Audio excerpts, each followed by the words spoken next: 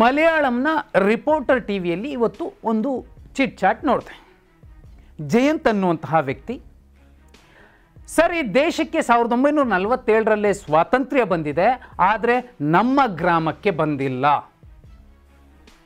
ಜೊತೆಯಲ್ಲಿ 17 ವರ್ಷದ ಹೆಣ್ಣು ಮಗಳ ಒಂದು ದಾರುಣ ದೌರ್ಜನ್ಯ ಮತ್ತು ಕ್ರೂರ ಕೊಲೆ ಏನಾಗಿತ್ತು, ಆ ಕೇಸ್ಗೆ ಸಾಕ್ಷ್ಯಗಳಿದ್ವು.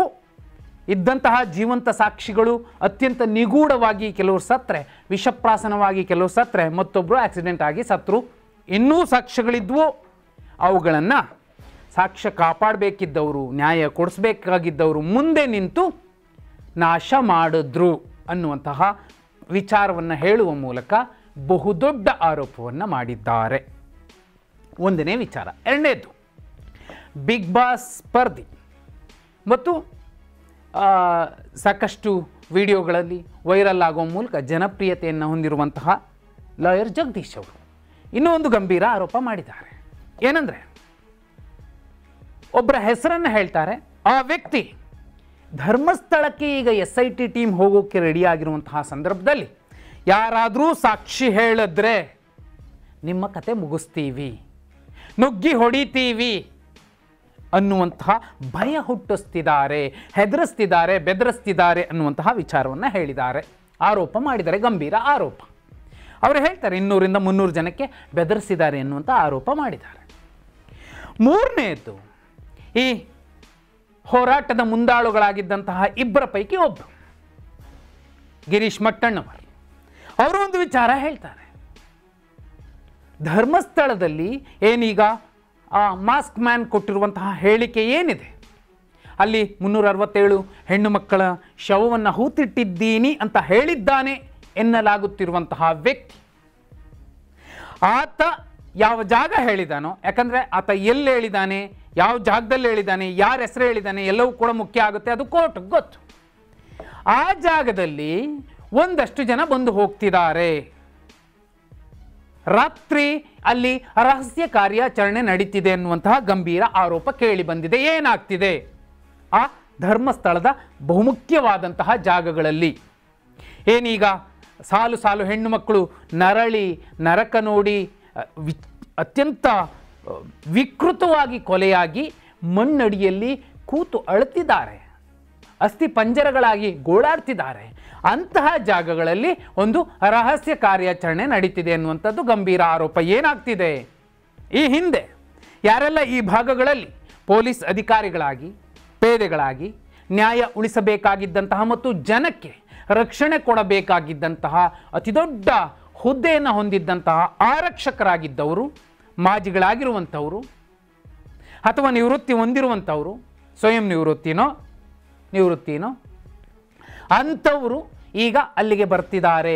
ಅವರ ಕಾಲದ ಸಮಸ್ಯೆಗಳು, ಗೊಜಲುಗಳು ಅಥವಾ ನಾಳೆ ಕಾನೂನು ವ್ಯಾಜ್ಯವಾಗಿ ತಲೆಗೆ ಬರುವಂತಹ ಕೇಸ್ಗಳು SIT ಬಂದರೆ ಯಾರನ್ನೂ ಸುಮ್ಮನೆ ಬಿಡೋದಿಲ್ಲ. ಈಗ ಯಾರು ಸರಿ ಅಂತಿದ್ದಾರೋ ಅಥವಾ ಯಾರು ತಪ್ಪನ್ನು ಸರಿ ಅಂತಿದ್ದಾರೆ, ತಪ್ಪನ್ನು ಸರಿಯನ್ನು ತಪ್ಪು ಅಂತಿದ್ದಾರೆ, ಇಬ್ಬರನ್ನೂ ಕೂಡ ವಿಚಾರಿಸಲೇಬೇಕು. ಯಾಕಂದರೆ ಅಲ್ಲಿ ಕೆಂಡ ಇದೆಯೋ ಅಥವಾ ಕೆಂಡದಂತಹ ವಸ್ತು ಇದೆಯೋ ಗೊತ್ತಿಲ್ಲ. ಕೆಲವರು ಅದನ್ನು ಮಾತಾಡಬೇಡಿ ಅಂತಿದ್ದಾರೆ, ಇನ್ನು ಕೆಲವರು ಅದು ಮಾತಾಡೋದೇ ತಪ್ಪು, ಕೋರ್ಟಿಂದ ಸ್ಟೇ ತಂದಿದ್ದೀವಿ ಅಂತಿದ್ದಾರೆ. ತಪ್ಪು ಮಾಡಿಲ್ಲ ಅನ್ನೋದೇ ಆದರೆ, ನನ್ನ ಅಂತಃಕರಣ ಶುದ್ಧಿಯಲ್ಲಿ ನಾನು ಪರಿಶುದ್ಧನಿದ್ದೀನಿ ಅನ್ನೋದಾದರೆ, ಯಾರೋ ಒಬ್ಬ ಮೂರ್ಖ ಮುಟ್ಟಾಳ ಬೊಟ್ಟು ಮಾಡಿ ತೋರಿಸಿ ನನ್ನನ್ನು ನೀನು ತಪ್ಪಿತಸ್ಥ ಅಂದರೆ ನಾನ್ಯಾಕೆ ಹೆದರಬೇಕು? ಎಲ್ಲಕ್ಕೂ ಮಿಗಿಲಾಗಿ ಧರ್ಮವನ್ನು ಕಾಯುವಂತಹ ಆ ಈಶ್ವರ ಅಲ್ಲಿ ಕೂತಿದ್ದಾನೆ. ನಾನು ಕೆಟ್ಟವನಾಗಿದ್ದರೆ, ನಾನು ತಪ್ಪೇ ಮಾಡಿದರೆ ನನಗೆ ಶಿಕ್ಷೆ ಆಗುತ್ತೆ, ಇಲ್ಲಾಂದರೆ ಶಿಕ್ಷೆನೇ ಆಗೋಲ್ಲ. ಯಾರೋ ಹುಲುಮಾನವ ಏನೋ ಅಂದ್ಬಿಟ್ಟ ಅಂದರೆ ದೊಡ್ಡ ಅಪವಾದ ಆರೋಪ ಆಗೋದಿಲ್ಲ. ಅದಕ್ಕೆ ಕೋರ್ಟ್ಗೆ ಹೋಗಿ ನಾನು ಇಲ್ಲ ಇದು ತಪ್ಪು ಅಂತ ಹೇಳೋದಿದೆಯಲ್ಲ, ಅನುಮಾನ ಮೂಡಿಸುತ್ತೆ. ಇಲ್ಲಿ ಒಂದು ಜಗದೀಶ್ ಅವರು ಹೇಳಿದಂತಹ ವಿಚಾರ, ಲಾಯರ್ ಜಗದೀಶ್ ಅವರು, ಇಲ್ಲ ಅಲ್ಲಿ ಬೆದರಿಕೆ ಆಗ್ತಿದ್ದಾರೆ. ಒಂದು ವೇಳೆ ಅಂಥದ್ದೇ ಏನಾದರೂ ನಡೀತಿದ್ರೆ SIT ಟೀಮ್ ಆದಷ್ಟು ಬೇಗ ಆ ಜನರನ್ನು ವಿಶ್ವಾಸಕ್ಕೆ ತಗೊಂಡು ಅವರಿಗೆ ಧೈರ್ಯ ತುಂಬಿ ಸಾಕ್ಷಿಗಳನ್ನು ಒಟ್ಟುಗೂಡಿಸ್ಕೋಬೇಕಾಗತ್ತೆ. ಇಲ್ಲ ಅಂದರೆ ಈ ಹೆಣ್ಮಕ್ಳ ಆತ್ಮಕ್ಕೆ ಶಾಂತಿ ಸಿಗೋದೇ ಇಲ್ಲ. ಇದ್ರ ಜೊತೆಲಿ ಯಾರು ಹೆದರಿಸ್ತಿದ್ದಾರೆ ಬೆದರಿಸ್ತಿದ್ದಾರೆ ಅಂತ ಈ ಜಗದೀಶ್ ಸೇರಿದಂತೆ ಒಂದಷ್ಟು ಜನ ಹೇಳ್ತಿದ್ದಾರೆ, ಅಂಥವ್ರನ್ನು ಕೂರಿಸಿ ಮಾತಾಡಿಸ್ಬೇಕಾಗಿರುವಂಥದ್ದು SIT ಟೀಮ್ನ ಕರ್ತವ್ಯ. ಮತ್ತು ಈಗ ಸಾಕ್ಷ್ಯನಾಶ 4-5 ದಿನದಿಂದ ಅವಿರತವಾಗಿ ನಡೀತಿದೆ ಅನ್ನೋದಾದರೆ ಸಾಕ್ಷ್ಯವನ್ನು ಉಳಿಸಬೇಕಾಗಿರುವಂಥದ್ದು ಮತ್ತು ಸಾಕ್ಷ್ಯವನ್ನು ಕಾಪಾಡಬೇಕಾದಂಥದ್ದು, ಅದನ್ನು ಸಂರಕ್ಷಿಸಬೇಕಾದಂಥದ್ದು ಕೂಡ SITಯ ಹೊಣೆಗಾರಿಕೆ. ಅಥವಾ ಈಗ ಯಾರು ಹಾಲಿ ಇದ್ದಾರೆ ಅಲ್ಲಿ ಪೊಲೀಸ್ ಅಧಿಕಾರಿಗಳು, ಅವರು ಆ ಕೆಲಸವನ್ನು ಮಾಡಬೇಕಾಗಿದೆ. ಇಲ್ಲ ಬೇಲೆ ಎದ್ದು ಹೊಲ ಮೇಯ್ದುಬಿಟ್ರೆ ಇನ್ನು ಅಲ್ಲಿ ಕಾಳು ಕಡಿ ಫಲ ಯಾವುದು ಸಿಗುತ್ತೆ? ಯಾವುದು ಇರಲ್ಲ, ಎಲ್ಲ ಮುಂಡ ಮೋಚ್ತು ಅಂತ ಹೊರಟೋಗುತ್ತೆ. ಈ ವಿಚಾರಕ್ಕೆ ಬಂದರೆ SIT ರಚನೆಯಾಗೂ ಇಷ್ಟು ದಿನಗಳ ನಂತರ ಸ್ವಲ್ಪ ತಡ ಆಯಿತು, ಹೋಗಿದ್ದಾರೆ, ಕೆಲಸ ಶುರುವಾಗಿದೆ. ಆದರೆ ಮೊದಲು ಮಾಡಬೇಕಾಗಿರುವಂಥದ್ದು ಜನರಿಗೆ ಧೈರ್ಯ ತುಂಬುವಂಥದ್ದು.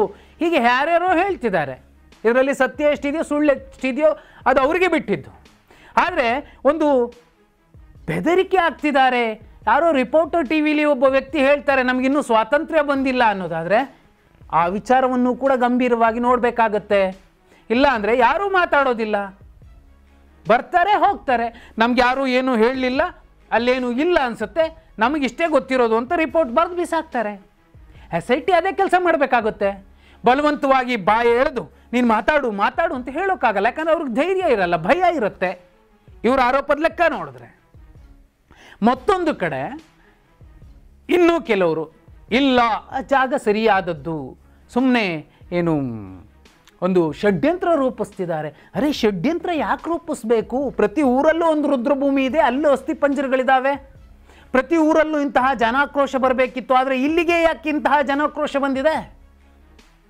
ಇಲ್ಲಪ್ಪ, X ಅನ್ನೋ ಊರಲ್ಲೂ ರುದ್ರಭೂಮಿ ಇದೆ, Y ರುದ್ರಭೂಮಿ ಇದೆ, Z ರುದ್ರಭೂಮಿ ಇದೆ, ABCD 27 ರುದ್ರಭೂಮಿಗಳಿದ್ದಾವೆ. ಆದರೆ ಈ ರುದ್ರಭೂಮಿ ಬಗ್ಗೆನೇ ಯಾಕೆ, ಅಥವಾ ಈ ಊರಿನಲ್ಲಿ ಸಿಗ್ತಿರುವಂತಹ ಅಸ್ಥಿಪಂಜರಗಳ ವಿಚಾರವಾಗಿಯೇ ಯಾಕೆ ಇಷ್ಟು ದೊಡ್ಡ ಜನಾಕ್ರೋಶ ವ್ಯಕ್ತವಾಗ್ತಿದೆ?